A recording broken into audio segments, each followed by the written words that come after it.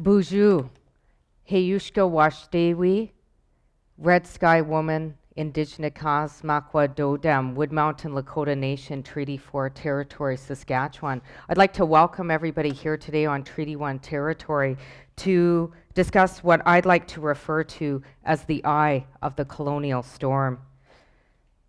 According to Herman, 2006, cognitive dissonance is a psychological phenomenon that refers to discomfort felt between what is already known or believed and new information or interpretation. This seems to be the reality in Canada as we come to terms with a brutal colonial history that has resulted in divisions between Indigenous and non-Indigenous people on our sacred ancestral Indigenous lands. Divisions, I believe, are entrenched in a belief system held by many Canadians whose only understanding of Indigenous people has been formed through negative stereotypes rooted in the identities that have been given to us by our colonizer.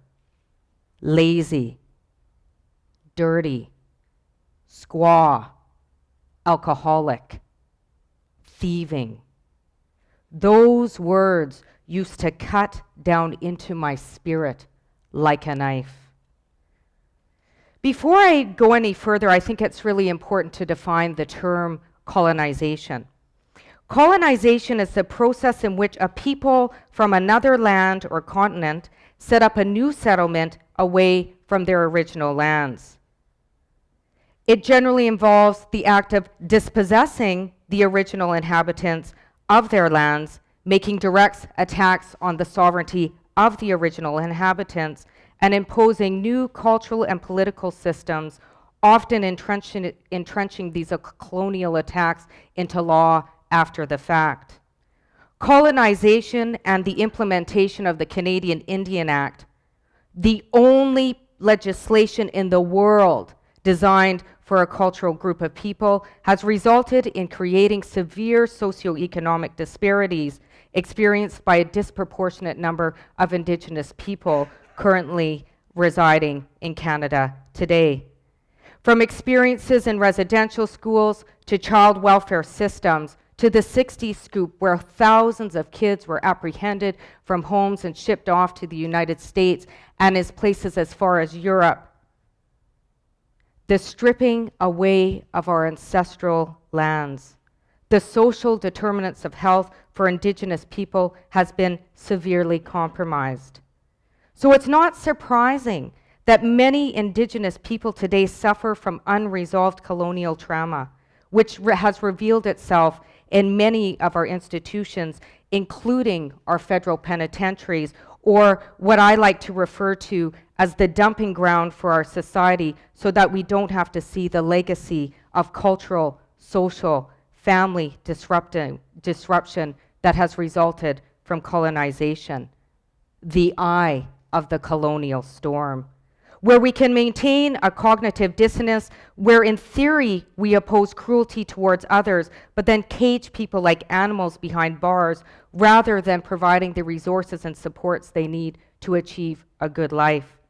And this colonial history I've also had to work through trying to redefine myself outside of colonial definitions of who I am: lazy, dirty, squaw, alcoholic, thieving. Redefining myself in the identity of my ancestors passed on to me through my blood memory. Going back and reflecting on historical disruptions so that I could better understand why things are the way they are today. Understanding history and where we come from and why you are the way you are. Why things look as they do today is imperative. For families and communities that have experienced genocide, it's about relearning how to be together as a family, a community, a nation. Working through cognitive dissonance with all its secrets that keep us sick. My mother was a child welfare survivor, a Lakota woman from Wood Mountain Lakota Nation in Saskatchewan. A street kid who overcame great obstacles, won awards for research, obtained a master's degree, changed legislation, This is remarkable, considering the deck of cards she was born into. She was a woman of beauty and grace, a beauty from Creator. My father was a Holocaust survivor from Holland, the only surviving child. There were 5 survivors on both sides of my family: my grandparents, 2 uncles, and my father.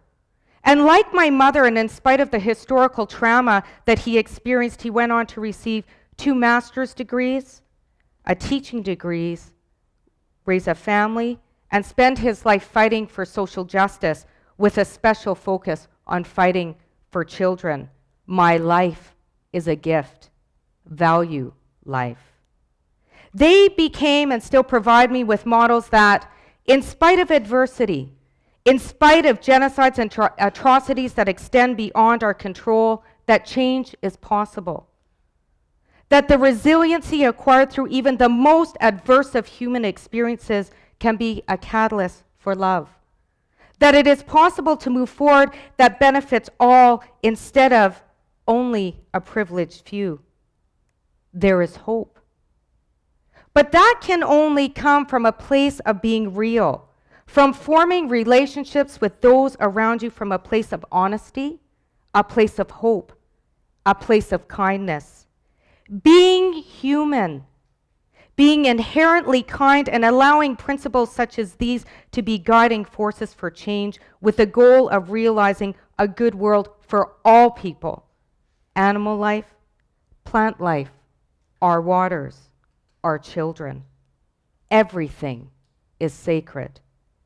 It is in that way that we all have the potential to lead, no more or less than anyone else. One leads, others follow, but true leaders follow others who give the direction and guidance for change. It's a circle grounded in humility, in which no one is less than anyone else. We all have a place in that circle. We are responsible for each other. Care deeply. So it's with that always on my mind that I've learned to speak up, to not stay silent in the face of injustice, to feel a personal obligation to humanity, to the world, to our animal life, our waters, to my fellow sisters and brothers, our children. I have decided to refuse to stay silent. Silence is a strong statement, and any minimization of our global realities will limit progress. Our secrets keep us sick. Speak truth. It's in that sense that we all have the responsibility to lead, because we are not more or less than each other, which means that we have to take ownership for the collective well-being of all creation. Our Mother Earth is in crisis. We all are now the chosen leaders to fight for the survival of all creation. Nurture always. The time to be courageous is now. Action is inspired by the courage of others. We all have the potential to be leaders of change. Speak truth. Be kind, be mindful, be kind. Be loving. Nurture always. Act with courage. We are no more or less than another person. Share. Be caring. And always act with honesty and integrity. It's not about being perfect. It's about being real. To think with the heart so that all actions come from a place of love. Those words that I speak have been the main values of a mantra I try and live by. Rarely shaken. Rarely shaken. Until this summer. It's a mantra I try and live by. My understanding about how to be in the world learned through my parents' values that were passed on from generations before them. A worldview that was shaken this summer in a women's penitentiary in Ontario, where I learned about resistance from women living on the inside and outside. It was a training program where women teaching in post-secondary institutions took training with women currently residing in the penitentiary. Upon completion of the program, participants would have the training they would need that would allow them to teach main campus students with students residing inside university-level courses right inside the penitentiary. Only first names were used. Labels were left outside of the penitentiary. When I walked into the institution, I was immediately met by dogs who gave me the sniff over to see if I was bringing any contraband. I had been told prior to going to the institution that even gum was contraband. So I very carefully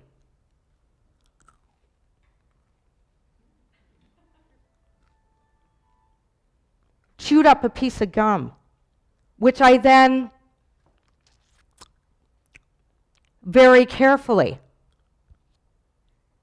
stuck underneath my tongue. You see, I have been a horrible gum addict since around 2006 when I quit smoking. And I couldn't imagine a day without my annoying gum chewing habit. Who knows what would have happened if I had gotten caught? I have to say I was a little scared, so I only snuck in one piece and very quickly developed institutional behavior where I would hide my gum under a plate during meal times. I couldn't stand the thought of somebody taking away my freedom to chew gum. I wanted to be able to make my own dignified choice. A silent rebellion that could have resulted in women on the inside being punished for such unruly behavior as chewing gum. A controlled, antisocial, and violent institutional colonial environment. I was in the eye of the colonial storm. When I walked into the room, I didn't know who were the women on the inside and who were the women on the outside. I did not know who had been labeled a criminal and who had not. All I knew is that I was surrounded by leadership, women of resistance, agents of change who were as passionate about breaking down colonial structures as I was. My first reminder of our difference came when I went to the washroom. After being escorted to the washroom, I was not allowed to venture out alone. I bolted towards the door. I really needed to go, and I was stopped. "You can't use that bathroom. That's the offender washroom." I looked over. I replied, "Pardon?" as I gazed to the top of the door that read, "Offender washroom." I immediately had a nervous chuckle and blurted out in my usual sarcastic remark, "I'm sure glad to know my crap doesn't stink." The most brutal example happened during our sharing circle. We had a sacred smudge lit in the center, a beautiful sharing of wisdom and truth, disrupted by a guard who came in to take a head count. "Inmates, stand up!" I felt shaken to the core of my being with his violent colonial intrusion of a sacred ceremony, frozen in conflict. "Silent is a statement," was screaming in my mind. Should I stand up? I can't stand up because the inside women will pay for my defiance. I was suffering from a case of cognitive dissonance paralysis. And then I looked across the room and I saw one of my classmates from the inside standing in dignified resistance. Her strength did not have to be explained through meaningless words. Her spirit shone through this act of colonial violence. The cognitive dissonance being demonstrated by the guards whose behavior went against that cliche value, treat others the way you want to be treated. I left that day still shaken by the cruelty of the guard's behavior and his attack on our sacred circles, the labels he tried to use to divide us. I found a local yoga studio. I tried to soothe my spirit in a downward dog, walked back to my room, pushed out 1,000 burpees, and then proceeded to cry, a watershed of tears, coming to grips with the privilege I had sitting quietly in my room while my sisters had to reflect about the day's brutality behind walls. And then I started to free write, which I will share with you now. To my sisters on the inside, you inspire me like no other. Let's build more bridges and less walls. Inmates, stand up! The sound of colonial voices awaken my historical trauma. I am sitting in the penitentiary as a person of privilege.